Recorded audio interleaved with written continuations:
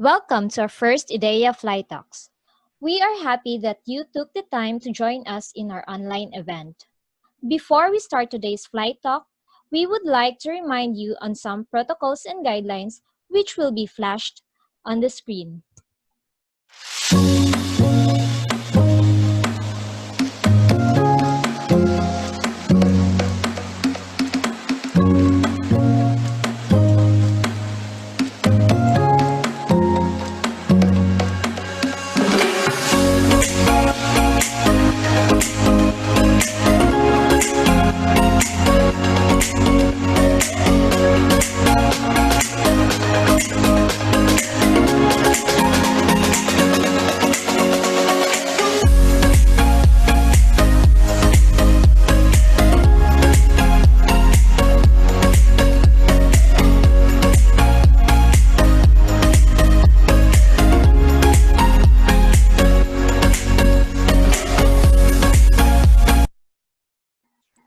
We're all set.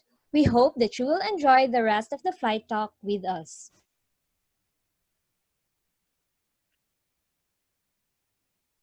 Welcome to today's iDEYA Flight Talk. We are excited to have you in our first online event. We hope that you will have a great time learning with us. Our first iDEYA Flight Talk topic is all about understanding nuances of technology business incubators. Making this event possible is our partner, QBO. Thank you, QBO, for providing us with the platform for today's event. We would like to hear a message from our partners at QBO through the director, Katrina Chan. Miss Katrina Chan. Hi, everyone. So congratulations, iDEYA, on your first flight talks. I also want to extend my gratitude, of course, to Ms. Jinky, to Siege, and of course, to Dr. Bala, who will be sharing his insights today. So Kubo's, as briefly flashed on the screen, Kubo is a public-private initiative that's all about supporting tech startups and our tech startup ecosystem in the Philippines.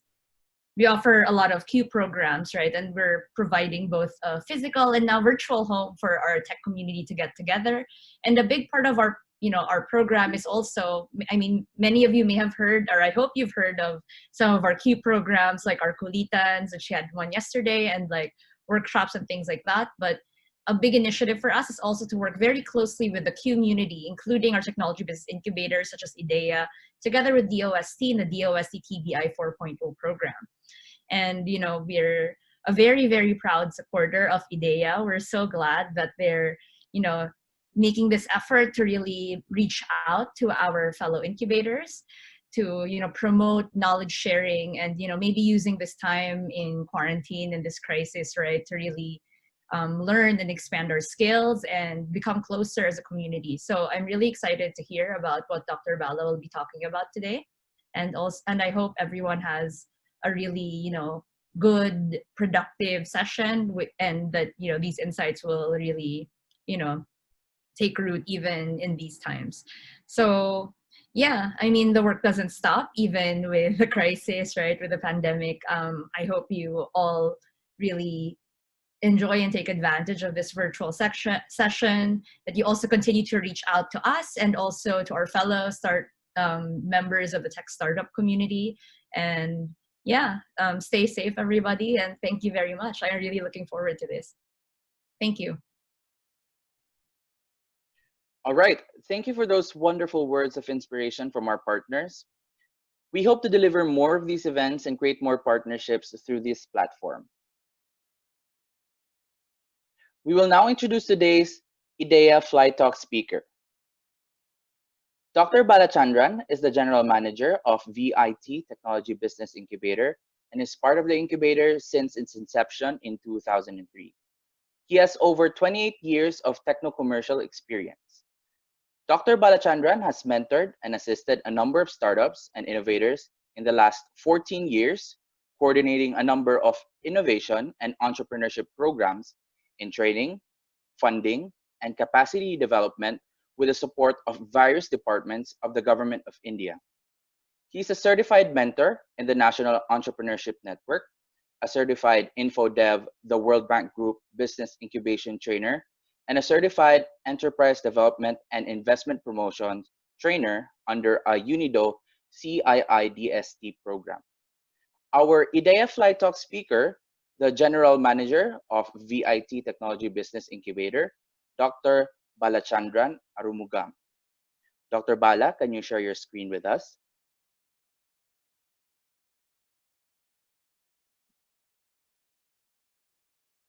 Good afternoon and greetings from India.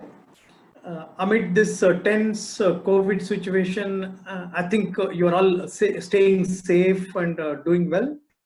This has been an unexpected jolt, so I could even recall my first day of training in the Philippines last April. When we were in the training program towards the end, there was a 6.3 earthquake. So it was so unexpected, but I could see all the participants composing themselves within a minute and then regaining to their positions and handling that situation very, very nicely and capably. Probably nature has trained you all several times, so this too shall pass. So this is my opening remark. Let me thank the organizers, Illinois Institute of Technology, then QBO, those, I think our friend Russ is also there, and Professor Jinky, Dave and other friends. So this has been a wonderful opportunity to reconnect with you all today, and probably I'll be sharing some of our experiences in the next 30 or 40 minutes. Then we could also take up a few questions.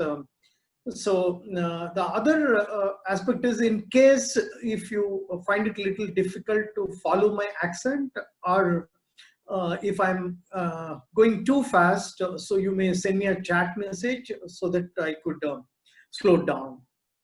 So this is a general request. As far as India is concerned, we have close to 300 plus incubators, which was around 20 towards this 2001.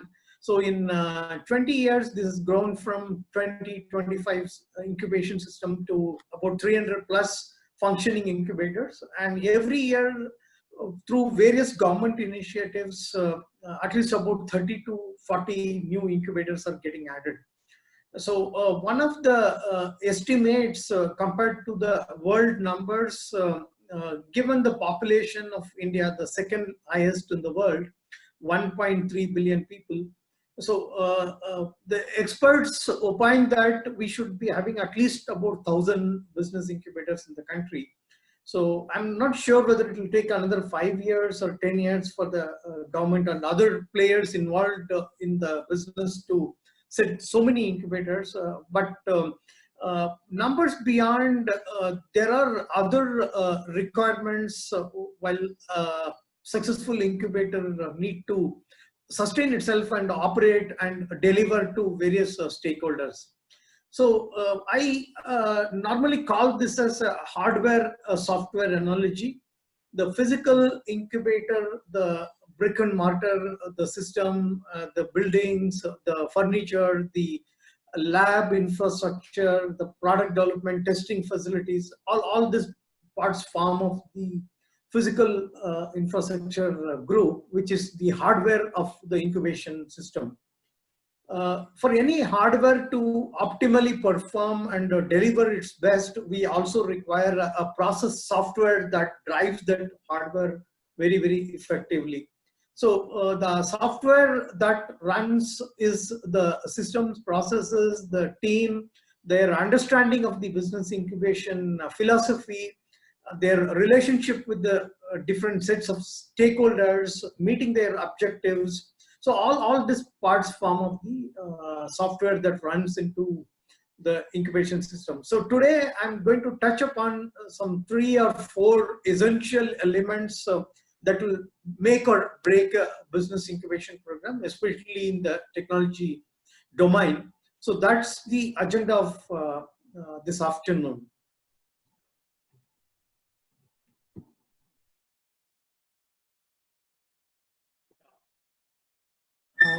I'm sure the screen is visible. So my association with Philippines goes back to 2004 when I met Michi from iDEYA Foundation in New Delhi. And I've been in touch with her since then. And in fact, 2005, when one of our food processing startup wanted a specially formulated ginger drink from Philippines, within a week, just based on my mail request, she could dispatch a carton box full of that juice so that one of our startups could kickstart benchmarking that particular product. So again, in 2006, I had an opportunity to visit Manila for an InfoDev World Bank conference. It's an Asia Pacific incubator network. So this further strengthened our ties with some of the Philippines-based agencies. And incidentally, I'm not sure some of you are aware of one Alfonso Alemban. He is part of DOS now, I suppose, so DOS 10. And 2015, he was my classmate, or we were undergoing a training under Asian Productivity Organization in Taiwan. This was again on business incubation.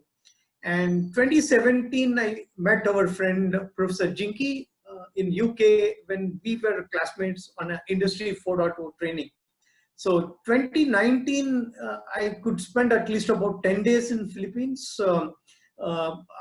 Part of a DOST, high-rate UP Diliman incubation managers training. So many new friends, and many of you are still in touch with me either through Facebook or sometimes Viber chat. This knowledge sharing and caring continues. So hopefully post today's session, this is again a wonderful opportunity to reconnect with many of you. I could see a chat message from Russ from DOST, and I was happy to see Katrina and also Dave. So this is really a good opportunity to connect with you all. So as I said in the beginning, today we are going to deal with a couple of basic nuances. So I'm bucketing this into three major compartments. The first one is the core incubation aspects. So the very core purpose of business incubation. We work with startups. So the core purpose of a business incubator is to mitigate the risks faced by the startups and make them successful within a time frame. It's an accelerated time frame. Some places it is 18 months, sometimes it's 36 months.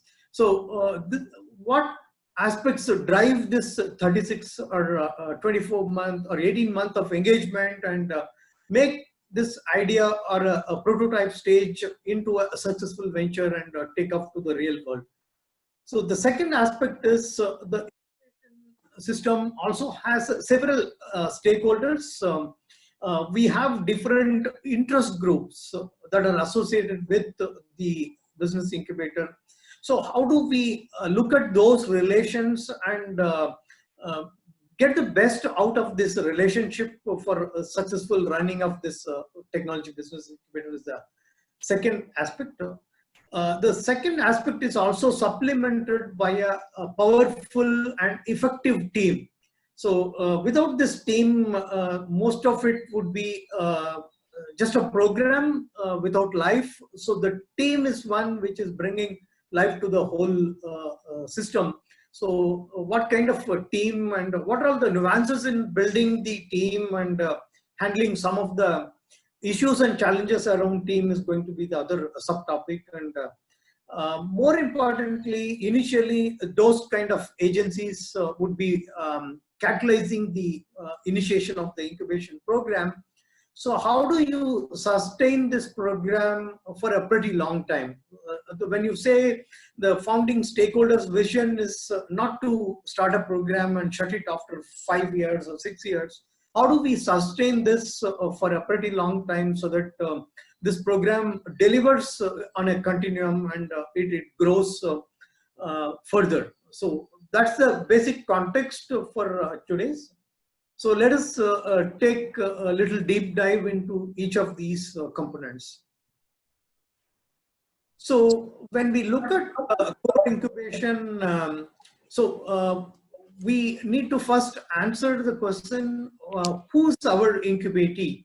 So this who decides your customer group, the primary customer group, because the incubator will also have certain secondary customer groups. So if you are a university-based incubation system, the primary customer group could be your alumni, the recent graduates, and predominantly your students. So if you're dealing with university students, how do you, once you know who their primary customer group, what are all the issues and challenges for them with their venture? This may be much different from a set of professionals who are outside, who had industry experience and starting on their own. And if your primary customer group is students or youngsters who are recent graduates, the issues and challenges are totally different. So one, primarily they lack experience. Sometimes there is also challenge of sustaining themselves because otherwise there is an opportunity cost of earning salaries, so which they are compromising and starting.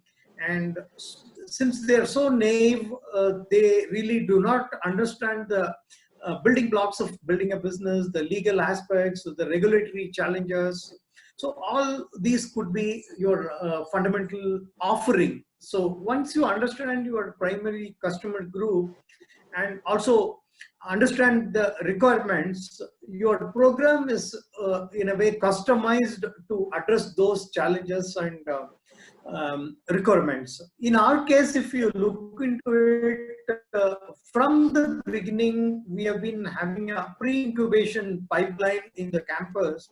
When I say pre-incubation, even a first-year student after 1 week into the campus can walk into the technology business incubator and say, hey, I'm a first-year student, I have an idea.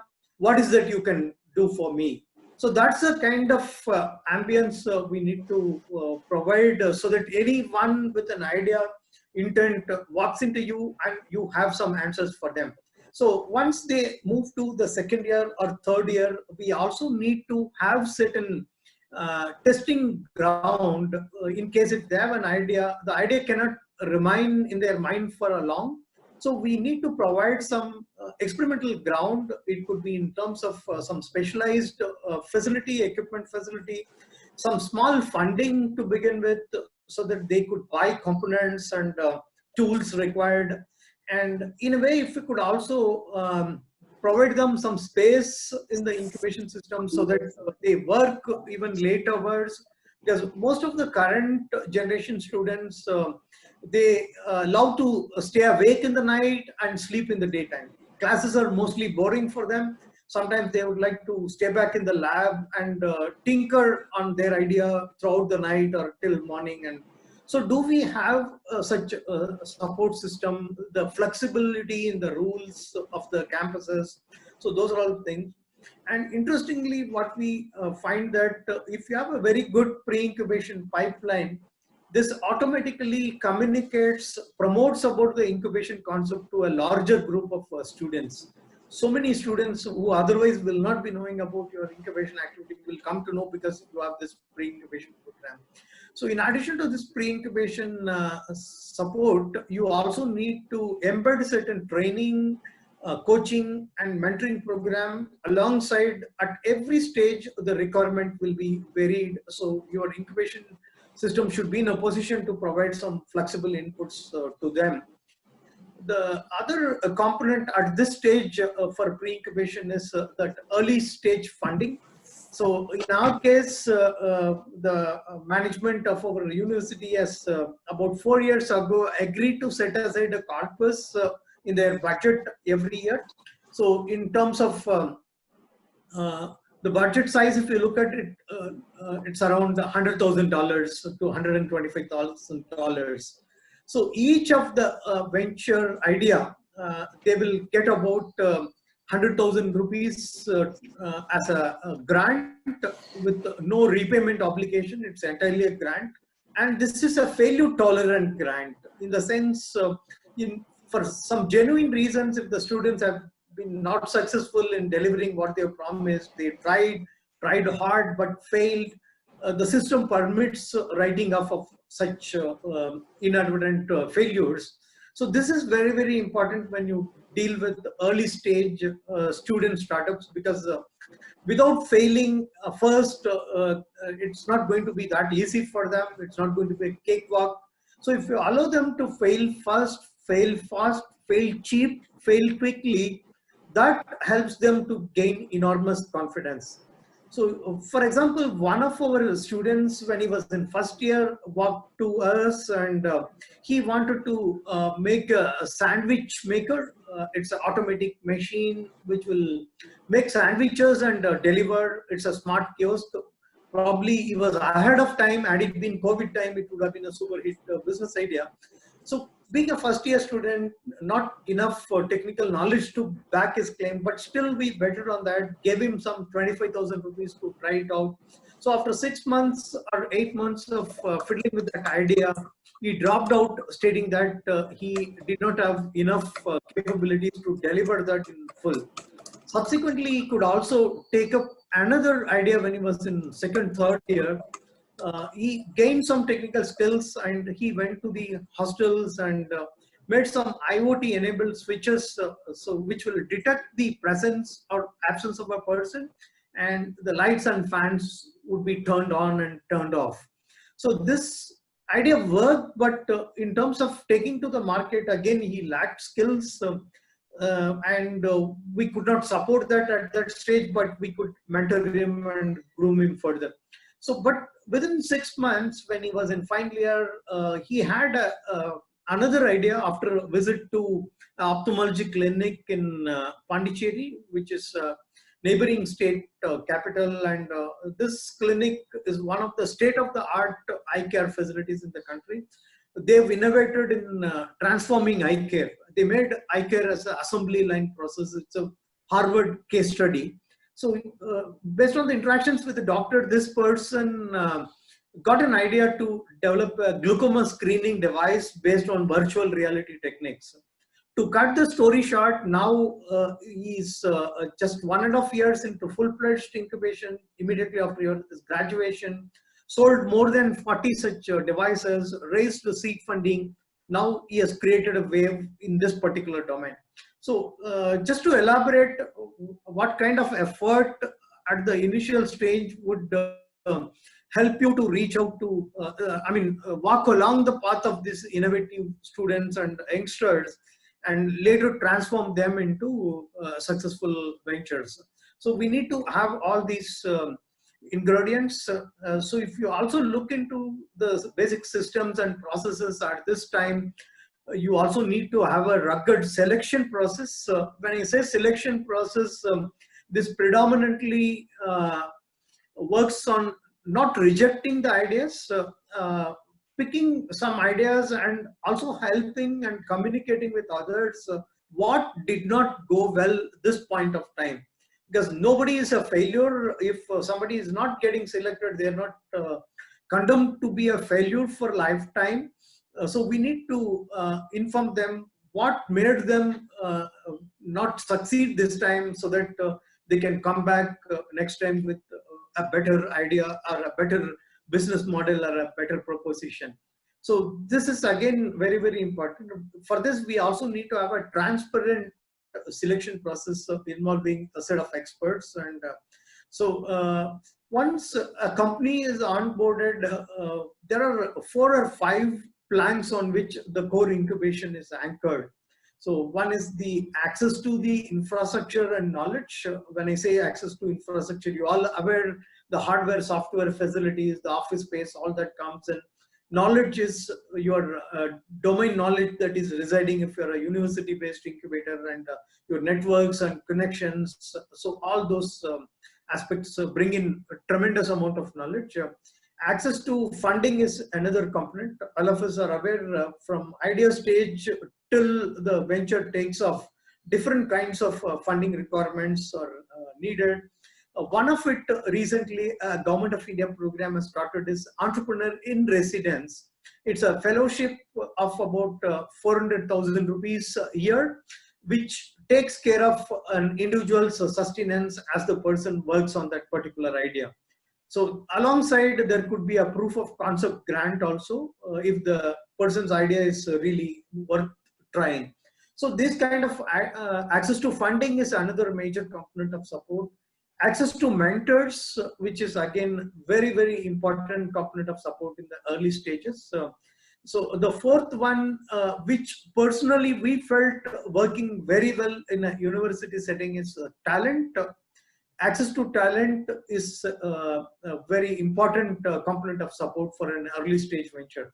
When I say talent, a large university campus will have tens of thousands of students. Most students may not get practical work experience and practical knowledge and industry exposure. Whereas these startups will not get creative talent because they cannot afford to pay. So we did a bridging program where the interested students are aligned with the startups, and the startups had access to creative talent. And so more than 400 students went through these internships in the last 2-3 years, which has become another important component of support from a technology business incubator.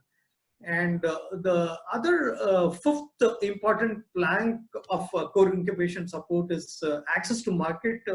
In my personal opinion, I've also done research around this theme. Access to market is what makes or breaks a company, startup. If they do not have paying customers, the purpose of the business gets defeated. Mahatma Gandhi has said once, it's a very famous quote in India, the customers are the primary purpose of a business. So if you do not have a paying customer, or if you do not have a customer to validate your idea, you will be groping in dark, and you may not have the real directions clear and charted for you. So this is another important aspect. So how do you optimize all this? It's not that day one somebody is going to be given funding, or day one somebody is going to be connected with an industry for a business assignment. So how do you time this? How do you bring in these elements is going to be one of the important aspects of this software that drives the incubator.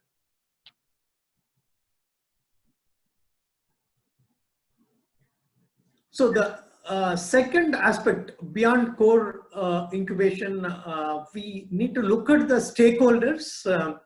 A technology business incubator could have multiple stakeholders in its design. Initially, you might be having set of stakeholders, and after 2-3 years of operation, you will have additional stakeholders.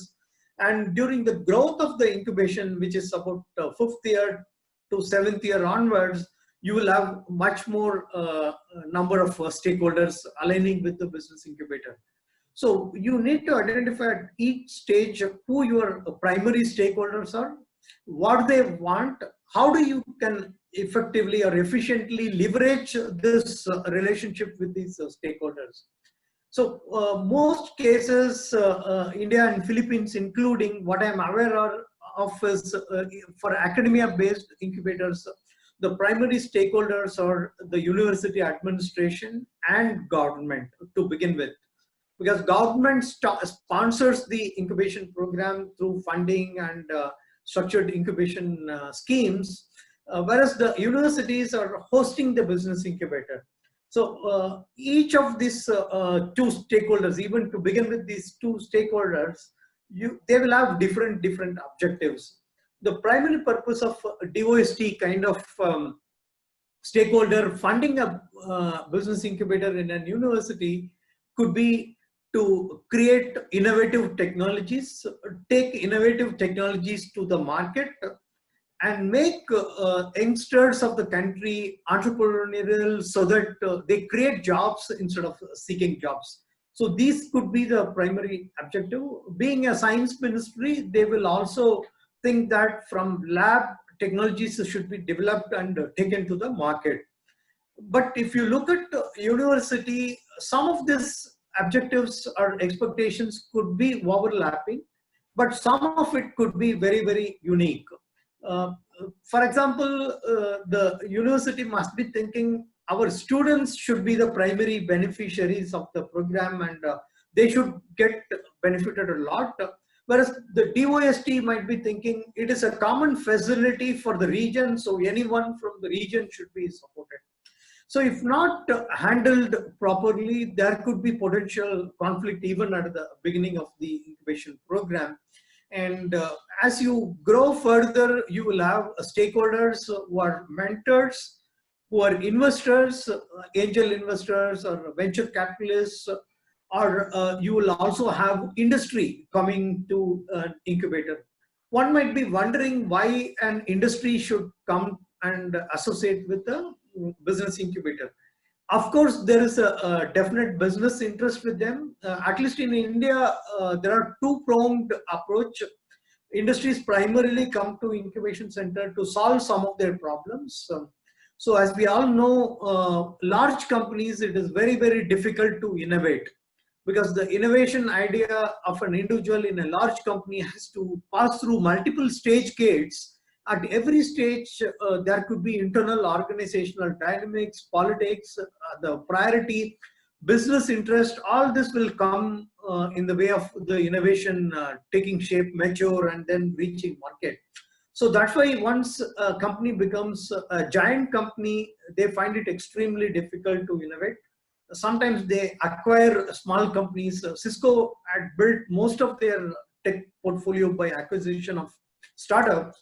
So some of these industries, when they want to align with the incubator, they will be looking at the innovation potential.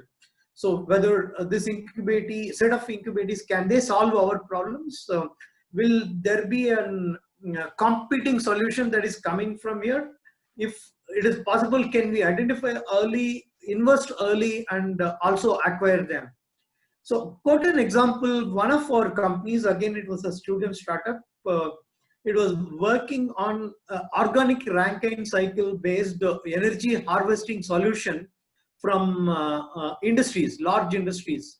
You know, cement, steel kind of industries generate lots of waste heat, which is when let into atmosphere, one, it pollutes the atmosphere. There are issues like climate and green energy, all advocacy groups are there. The second one, they are also wasting energy which otherwise could be tapped.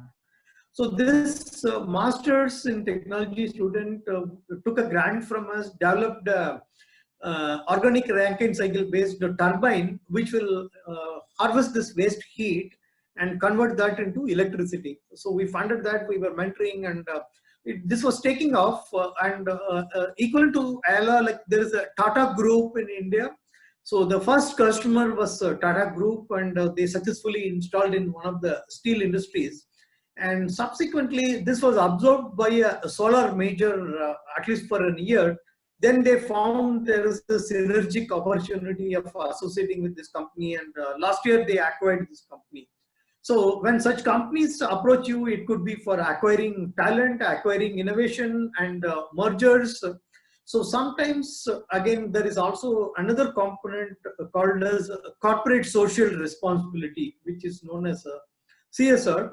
So Government of India again mandates 2% of profits of corporates, if they are in a particular threshold, should be donated for public charitable causes. So one of such causes identified by the Ministry of Corporate Affairs in India is the business incubators. So that way incubators are eligible to have corporate social responsibility alliances. But there again, when you look at industrial relations, most of them have certain vested interests of getting some business out of even this CSR. So we need to navigate these objectives. So why I'm insisting so much is, unless you identify who your stakeholder is, what their role going to be in your incubator, and how do you engage and address their aspirations so that you and your incubatees, the startup companies, also can derive benefits out of this. So stakeholder relationship is a very, very important aspect of business incubation. So sometimes the stakeholders might have very high expectations, and the team, if it is not effective, it will disappoint that stakeholders. So this triggers me to move on next to the team.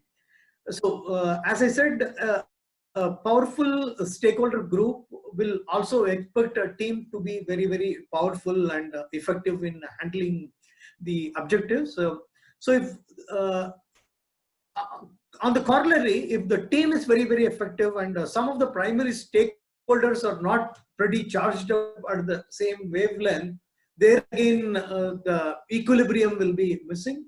Sometimes this leads to tensions, and so forming a team, choosing right set of people, and then grooming them and sustaining their interests, aligning their interests with your organizational interests are all important ingredients of running this incubation program.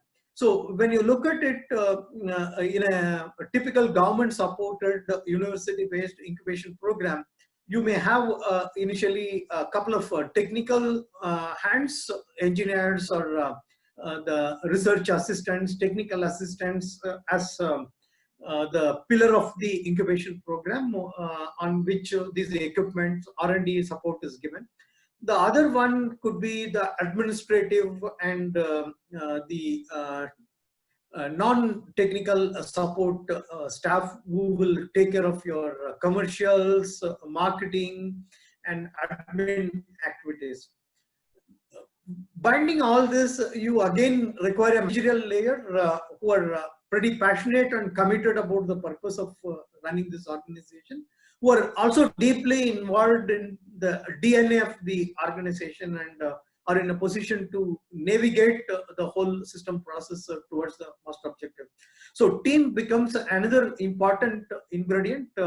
Sometimes it's not a corporate system of hire and fire. You just hire some people when you require, and once the program or project is over, you fire them, because this incubation team also requires to have good amount of tacit knowledge of managing innovation and entrepreneurship programs. Most of it cannot happen through a transaction-based relationship of hiring and firing. So that essentially requires a pretty long-term commitment from the team members.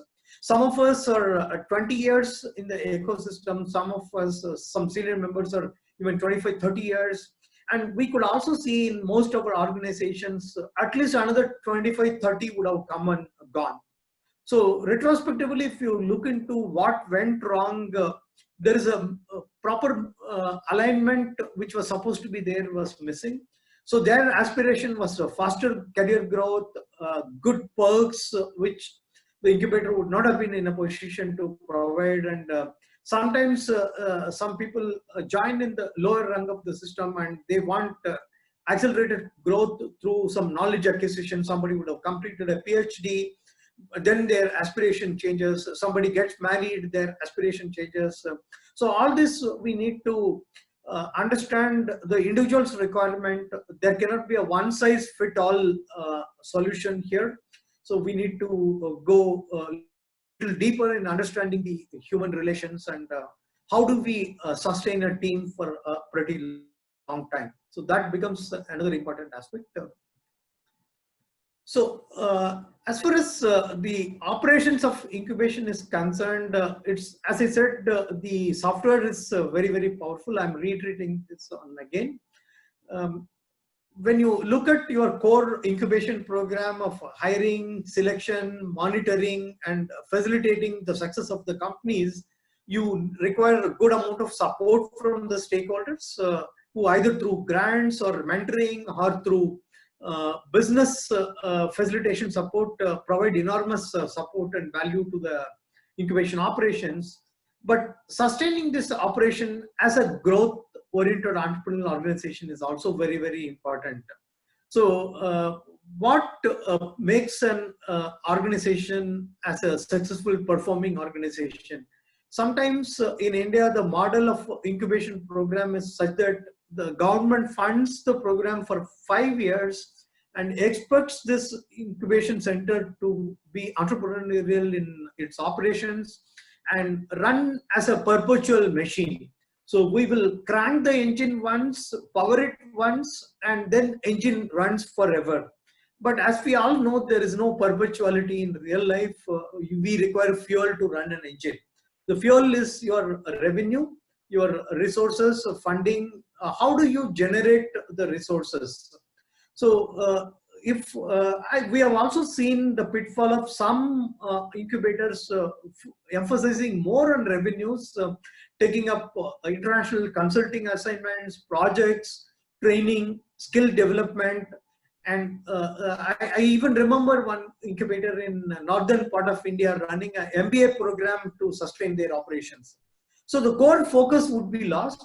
So that requires a fine art of balancing between your core incubation objectives and also sustaining it. So this fine art of balancing comes with understanding your stakeholders. Sometimes there are also supplementary grant programs. While the basic program funds for 5 years, beyond that also you could, for example, even this COVID situation, as part of our Incubators Association, ISBA, some of you might be aware, we worked closely with the government and we were advising the government as to what kind of programs they need to initiate to support startups who will be pivoting to COVID-related ideas. So this initial discussion took immediate shape, and they wanted a proposal from us for launching a new program. And at one point of time, they even asked us, would you run this program? So we formed a consortium of about 9 technology business incubators. One of the lead incubators anchored this program. All 8 of us are supporting this program.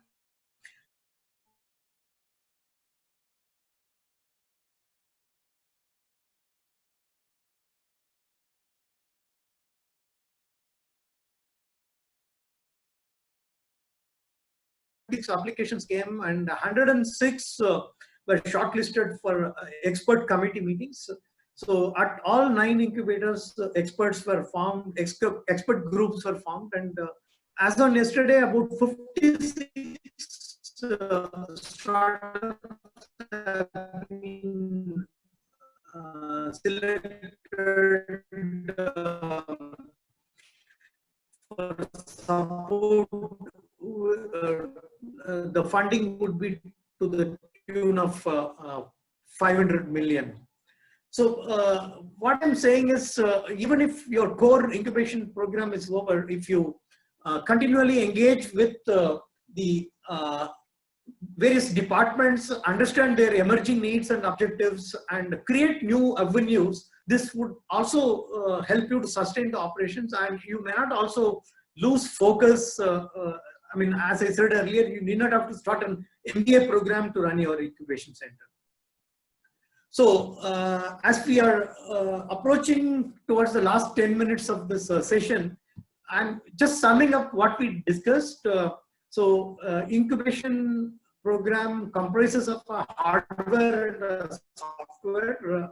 The nuances of running the incubation center becomes the software, while the hardware is the physical brick and mortar, the buildings, the machinery, the infrastructure, all that is connected with it.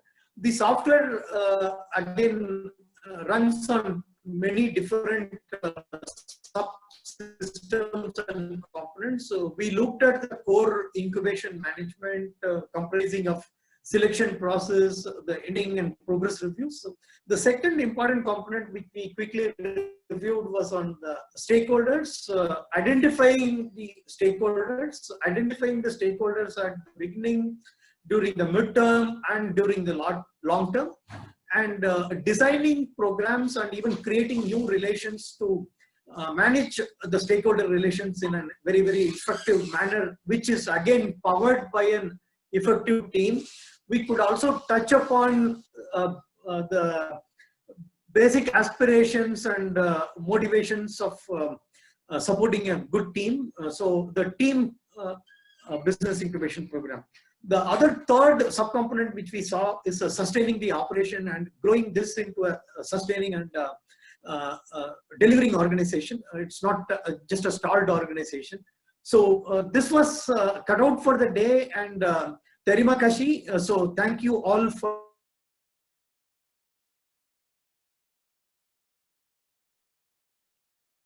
Thank you, Dr. Bala, for that wonderful session. Now we'll proceed to the Q&A. And Thank may you. I call on my teammate, Ma'am May, to moderate the Q&A session. Thank you so much, Siege. Thank you so much, Dr. Bala, for that informative session. We're now moving forward to our question and answer portion. Our participants have typed in questions during the discussion, and Dr. Bala will be answering them. To start off, this is the first question for Dr. Bala. For the In the Q&A, I could see some 3 questions. yes, Should I take this, or will be asking someone to ask me the question? I could ask the question to you, sir, and then you could answer back. Is that okay? Sure.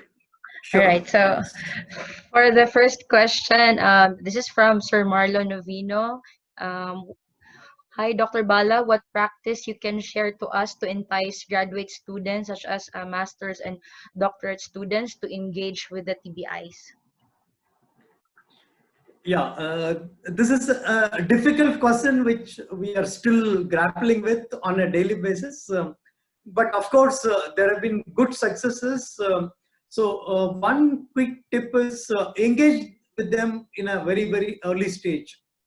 So instead of waiting for them to graduate and then reaching out to them, it would be good if you have some programs, avenues, channels. Dr. Bala, you're quite choppy.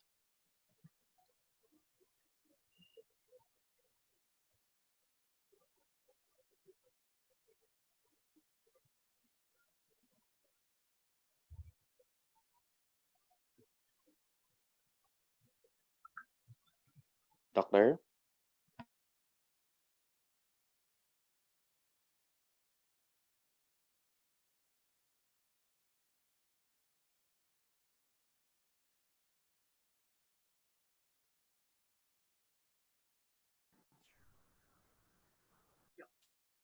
It seems that Dr. Bala has lost his... Am I audible now? Yep, sir. Am I audible? Is it better? It's better, sir. Should I mute the video so that bandwidth is better? Yeah, please move on. Come on, May, you can go forward. All right, thank you so much, Dr. Bala. For our next question, it has to do with the COVID situation now. So with the COVID situation, what steps have you done to prepare them for the new, to prepare your TBI for the new normal and continually motivate startups to move forward? Yeah, basically, we are under lockdown from 24th of March. And our university administration has decided to close even a week before. From 19th March, we were under lockdown. And we are in the 4th phase of lockdown, which is currently scheduled to end on 31st of this month. But most of us are keeping our fingers crossed because educational institutions are the last priority for government to open. So under these circumstances, the physical presence of incubators were hampered, but at least a week before we cautioned them, so especially those who are doing some hardware projects, they could shift their 3D printers, some basic components to their residences. And thankfully, last week, the local state government has announced certain relaxations. So based on that, we have again requested our university administration to open the facility for some of our incubators who require physical activities. So last 1 week, we have opened up the facilities for our incubators. So other one, considering the current situation, we have also waived off the charges for the first quarter of this year, April to June. We have waived off the fees, and but virtually we are connected continually, and most of our incubators are on call, and we have virtual groups. We organized a virtual mentoring session with a set of investors a month ago, and next week we'll be arranging a virtual pitching session. And we have also encouraged them to collaborate with each other, because one can piggyback on others' strengths, and so that's another aspect. And as I said, we have also connected with them on national mission programs which provides COVID. So for example, one of our companies is in the personal care segment, which they were making shampoos for hard water applications. We quickly asked them to pivot. Now they are making WHO approved sanitizers, and they could also raise some short funding, but eventually they will grow this segment also. Sometimes COVID kind of situations also throws in some opportunities along with the challenges. So these are all some initiatives from our side. All right, thank you so much, Dr. Bala. For our next question, have you experienced turning down a student that wanted to join the pre-incubation during the selection process? This goes for the core incubation process topic that you have discussed. Could you come again, please? The first part of the question, I did not get it properly.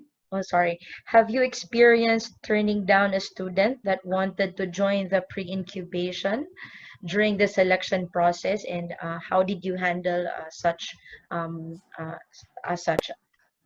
Yeah, it's a good question. So as I mentioned a while before, our intent is not to reject any individual based on their ideas. We are not condemning or rejecting an individual. It is incidentally their current idea, the current plan that is getting turned down. So we make it as objectively as we can to communicate this decision. So anyone who's not getting shortlisted, they get to meet us offline post this selection process. We spend considerable amount of time with them and explain them where did it go wrong. And we also connect them. If it is a technical challenge, we connect faculty who has expertise in that. And if it is business challenge, to some extent, we provide inputs. If it is market related challenge, we even connect some industries where they could go and get the validation. So any seriously interested student, even if their first attempt, if they get rejected, they don't get rejected as a person. It's only the idea that gets rejected. Thank you so much, Dr. Bala. We have another question in relation to that question as well. Our iDEYA, our TBI, we are actually located in a city wherein we have so many surrounding industries, but getting them involved in our TBI is quite challenging. So are there strategies or programs you can share to us to foster partnership with them? Again, the first part, could you repeat? Partnership with whom? With some stakeholders and industries. The situation of Okay. iDEYA. All right. Right. Industries, my first and foremost suggestion is you need to be very, very patient because the industries work in a different frequency and wavelength. Generally, they expect solutions for their today's problem. They want the solutions by yesterday. Sounds illogical, but that's how most of the industries operate. Whereas in an academia-based system, we work on semesters, weekend holidays, and so how do you remove these anomalies and align to an extent so that the industries understand that you are pretty serious, you are willing to work with them and all.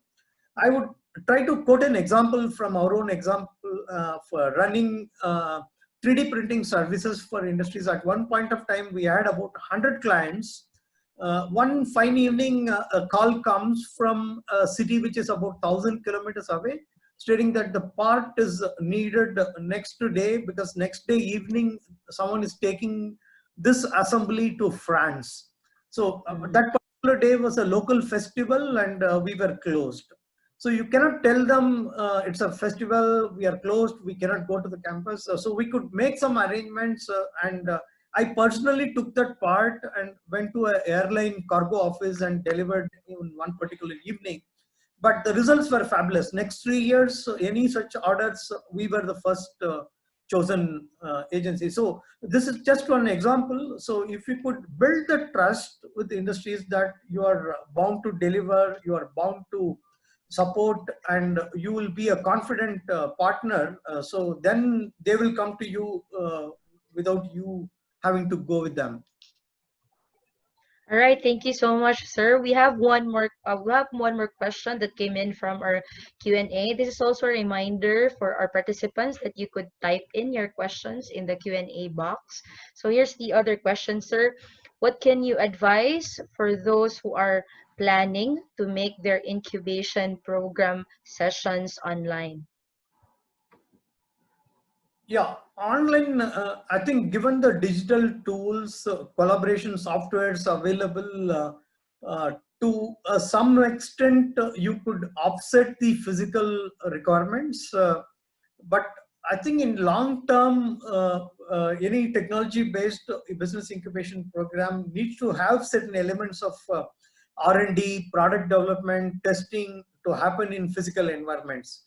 But the training, capacity planning, meetings, pitching sessions, all this can happen online. But to my knowledge, I think we cannot do an entirely online based incubation program if it involves tech activities. If it is for just some web-based programs and commercial businesses, it could work. But any technology-based incubation program, I have a strong belief and feel that it should be physical plus digital. All right, thank you for that, Dr. Bala. Here's another question from Ma'am Clarissa Domingo. Do you have tips for someone like me who have spinned off from our university's TBI and started a tech company as a sole proprietor? I have patent pending techno products from my researches funded by the government. I have no big capital to sustain my company, but I have plenty of market prospects. I think it's a very good situation. One need not always to look for investments to begin a business. The toughest part of a business is getting customers, especially for a university spin-off. Getting that first customer is going to be very, very tricky and evading. If you were in a position to get some prospects already, I think that's an ideal situation. You need to nurture and groom that relationship and get one or two paying customers. I think investment will chase businesses that have customers. That's our experience. Thank you so much, sir. Here's another one from Sir Marlon Novino. Hi, Dr. Bala. In your TBI, what is the most difficult problem you have encountered so far, and how did you manage it? Yeah, again, it's not just one difficult problem. There have been numerous problems, but we need to figure out ways to address them as it comes. So sometimes it is the stakeholder relationship. Sometimes in the university system, you'll have some administrator getting changed and their priority may not align with your incubation program. So how do you navigate such complex relationships? You cannot get into constant tussle and fights with such people, but somewhere you'll have to find a mid path to navigate such a relationship. In other situations, sometimes your grants might be dwindling and there could be sudden requirement for working capital and you may not have immediate revenue channels. So how do you throttle that channel to raise some big fund, even to run your incubation program on a self-sustainable mode? So I would rate stakeholder relations and self-sustainability are foremost challenges. Rest all, I think we can figure out a way to manage it. All right, thank you, sir. Here's another one. I guess this might be the last question for this session, but if some of our participants would still want to write in their questions, you may do so in the Q&A box. So hi, Dr. Bala. Good afternoon. Thanks for the great session. In light of the pandemic, most TBI operational funding support is expected to tighten up. Can you provide some ideas on fundraising activities and other sustainability measures? Yeah, I'm tweaking this question a bit. Think of your startups. There was a study by one of the leading organizations of software industries. It is known as NASCAM in India. So they predicted that, or they understood that 90% of the startups are going to run out of cash in a month's time to 2 months' time. And at least 40% of them are in the brink of closure. So if this is the case, the startups are your primary customers. So in the COVID situation, it hits across board every person in the earth. So even incubators won't be spared. So the foremost challenge is, even if businesses are going to close, how do you sustain and still save those businesses? So first and foremost thing could be to curtail your expenditure, whether it is travel or other unplanned capex expenditure. So whatever you can defer, whatever you can save, I think the first priority is that. And COVID are also not going to completely close all the doors. I think, as I said a while ago, government is looking for solutions. So the first set of people they will look at is startups. Since you are brokering a deal with startups and market, startups and government, startups with the university, you should also figure out some innovative ways of aligning with this pivoting. Incubators also need to pivot alongside the startups, and we need to get this business going through some immediate opportunities. I think COVID is also throwing more opportunities along with the challenges, but which lens we are looking through is more important.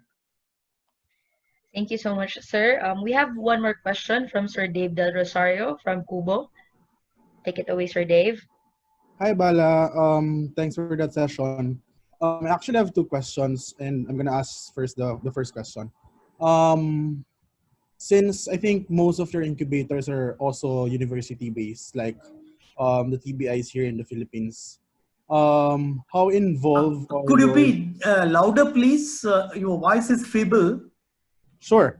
I'd like to ask, since most of your incubators in India are also university-based incubators, just like us here in the Philippines, how involved are your university officials in terms of running the incubator? Are they like part of an advisory board, or are they also part of the decision-making group of the incubator?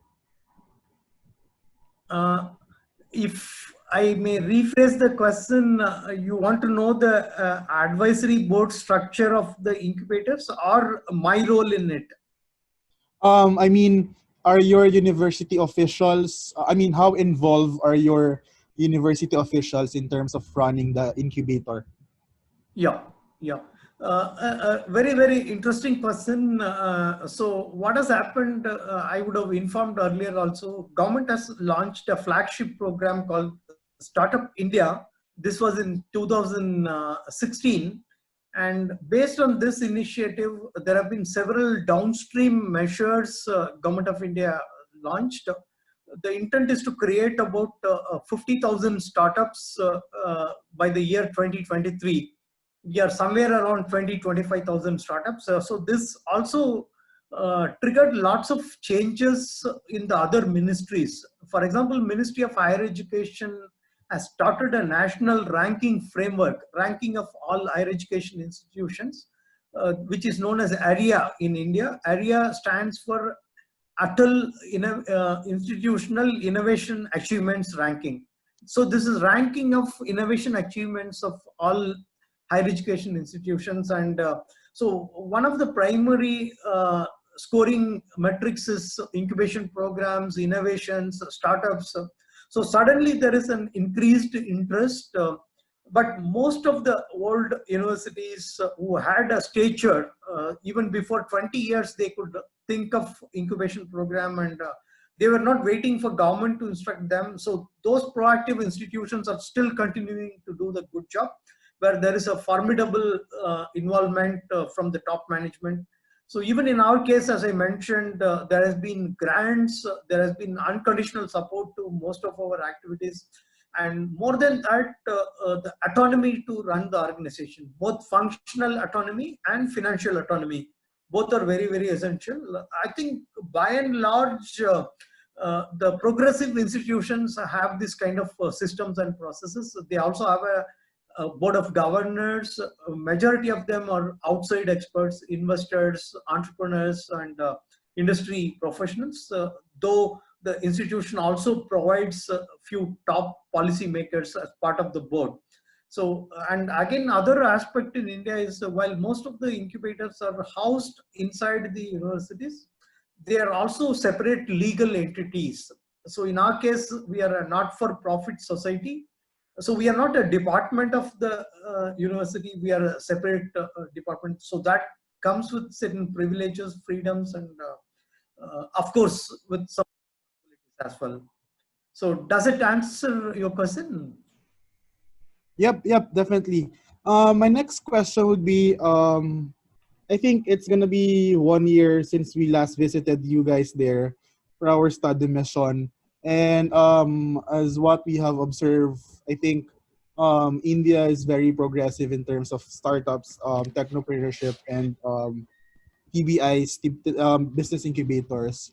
I'd like to ask, maybe we did the study mission in India because we have somehow a same kind of market and context.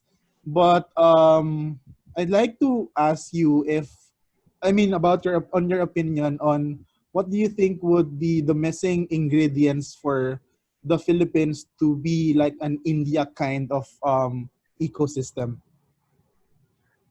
Yeah, this is purely my personal opinion based on my understanding of Philippines. Last year, I spent about 10 days, and I've also been having conversations with few people. So my understanding is, I think you also had a formidable target of about, uh, I mean, 50 or 60 incubators with thousands of startups that are to be there in the next 3 to 5 years. So I think this is in the scaling phase. So if you could also look at a program design which will provide some early stage grants to startups, seed funding. And if there is a way, you could also create a think tank comprising of your expats in other developed regions, especially in US, Europe, and I even remember in way back in 2006, you had one brain gain program where some of the entrepreneurs from overseas can come back to Philippines and energize the Philippines startup ecosystem. So a couple of these initiatives could accelerate your program, which is already well structured. DOST has been one of the primary support providers, and you also have a proactive person, Russ, running this program. She's very, very passionate. I could see her updates on a daily basis, and so most of the ingredients are there, but these are all few of my suggestions. All right. Oh, thank you so much, Bala. Sorry. All right. Thank you so much, Sir Dave, for those questions and for all our participants who sent in their questions. Thank you, Dr. Bala, for giving us more insights during the Q&A session. Moving forward, Siege, please take it away. Thank you. Thank you, Ma'am May. It's a wonderful opportunity to be with you all again. All right. Thank you, Ma'am May, and thank you so much, Dr. Balachandran, for sharing your insights with us. We highly appreciate your presence, and we hope this will not be your last iDEYA Flight Talk with us. Also, help us improve IDEYA Flight Talks by filling out our emailed evaluation forms. But before we end, let's all turn on our webcams and smile for a web selfie. Can we all do that? Maybe you can unshare your screen, Siege, para Sure, sure. there. There you go. Smile, everyone.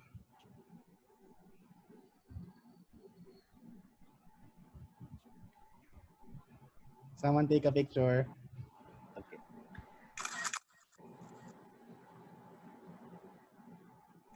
Sir Dave, do you have the grid view? Yes, yes. Smile. On 3, 2, 1. Okay. All right. Thank you. And that wraps it up for today's IDEYA Flight Talk. Thank you for joining us here today and hope you enjoyed the flight talk with us. For more info about IDEYA and our incubator, message us and like our Facebook page, or you can also email us. We hope to see you again in our next online event. And remember, this is IDEYA, where your ideas take flight. Thank you and have a safe flight. Thank you all. Bye.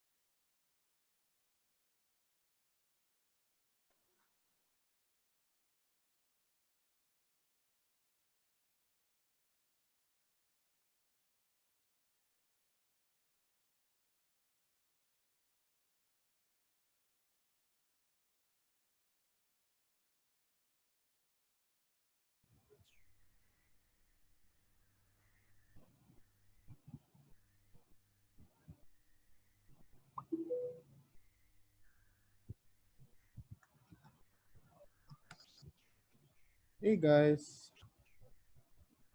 Hi, Sir Dave. Thank you so much. Hi, Sir Congrats. Dave. Wait, I'm just Thank- removing people. Okay po.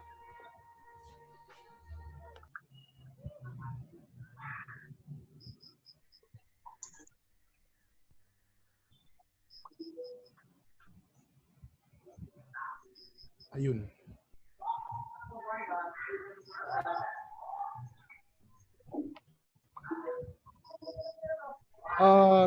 Yep, that's it.